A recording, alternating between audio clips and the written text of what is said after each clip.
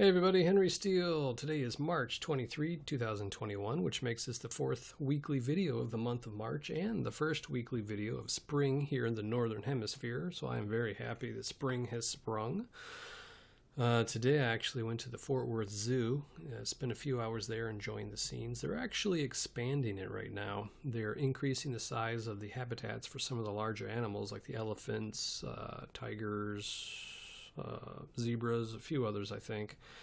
And so I didn't get to see all the animals like I normally do, but I'm happy that they get a lot more space to run around in, and they should be done with that sometime in 2023. So I'm excited to see what that will turn into, as Fort Worth has one of the top rated zoos in the entire country here in the United States. So I'm excited that it's going to be even better.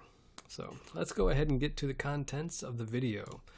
I'm going to pull up a chart here. This is International Business Machine Corporation, also known as IBM. This is the daily chart. And what I'm going to do is put a moving average on this chart. Right there. And we're going to take the moving average and set it to 22 periods, since this is a daily chart. And the reason for 22 is because there's approximately 22 trading days in a month. And we can leave it on the close. Don't want to offset it by anything. So what we're doing is looking for a crossover, an obvious crossover where it stays crossed over afterwards. And then we're going to count how long it takes for it to cross back over in the other direction and stay crossed over. Now we get some things like, you see how it crossed below the moving average right here. And then it came up and it touched the moving average, but it didn't cross above it and stay above it until here. Another example is we're above the moving average here, and we touch it here. We don't cross below it. We don't cross below it here. Here the moving average is moving through the price. So the first one that closes below and it stays below afterwards is like right here. So it would be this candle or this candle that we're looking at.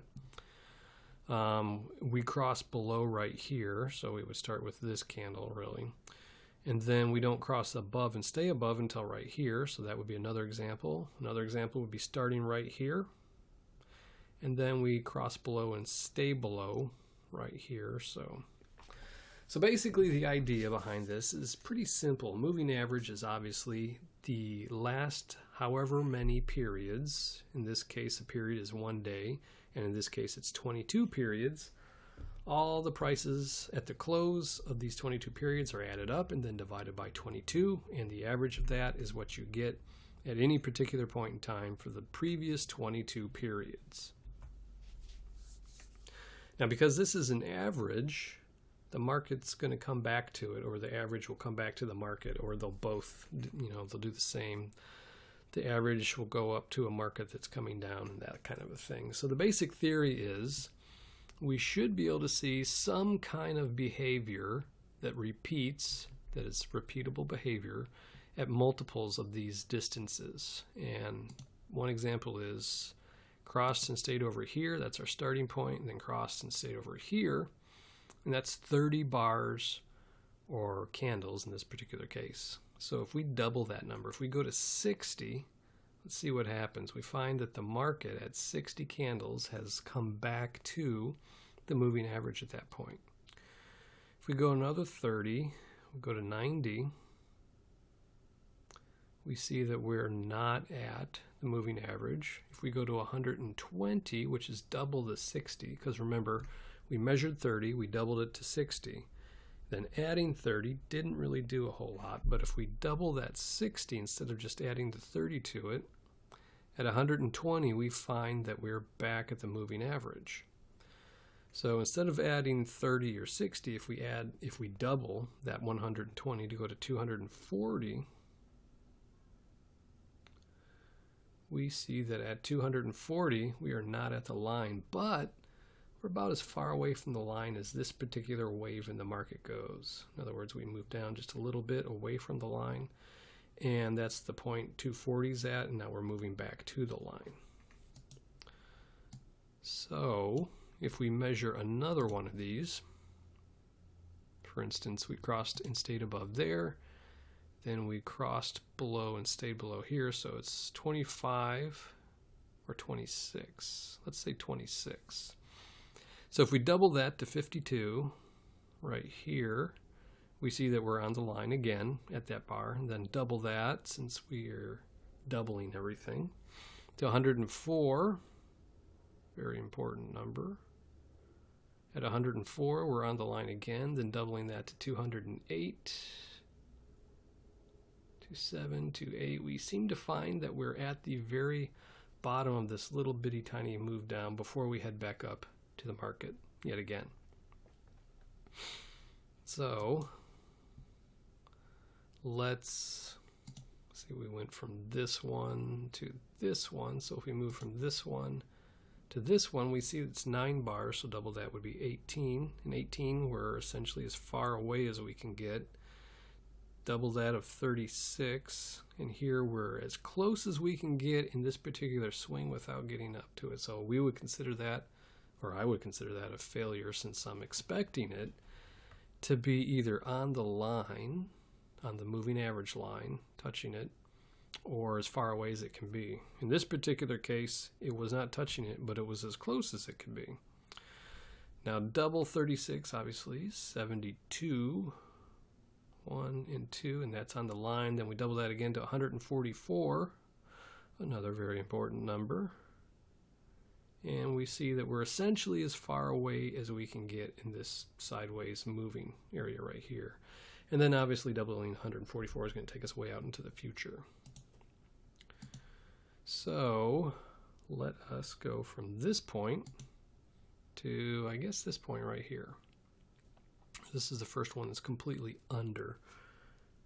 So we'll go there, 12 bars, and double that would be 24 bars. 24 again. We seem to have a failure at this point in time where we're not touching the moving average, and we're not as far away as we can get. Then double that would be 48. At 48, we missed it by a day. Essentially, we were touching the line at 47. And then 96, double that. We're missed it by a day, being as far away, or technically by 2 days, being as far away as possible. So this one seems to be generating some failures. So let's see, it was this one and this. That was 12 days, right? 12 candles. If we go to 11, let's see how that changes. At 11, double that's 22, which gets us about as far away as we can get. Double that's 44, which gets us off by a day from touching it. Double that is 88, which we're touching at 88. And then double that, of course, is what, 160, 176. Had to think about that for a second. And we're off by a day from being as close as we can get without touching it. So that would be quite possibly a failure. So without going on and on and on, because it's a very simple idea being presented right here, and I think you can figure it out. Just something I wanted to present to you, something to make you think a little bit. It might be interesting to a few of you, might not to others. So if it is, it might inspire something in you. Hopefully it's helpful in some form or fashion, but that's going to be it for this week. And next week is the weekly GAN video. So GAN week is next week. And I'm going to be talking a little bit about the master time factor. I'm not going to tell you what it is, but I'm going to show you several places you can find it. So anyway, that's it for today. I hope you all have a wonderful week ahead and do something very positive with your life. So until next week, this is hwsteele.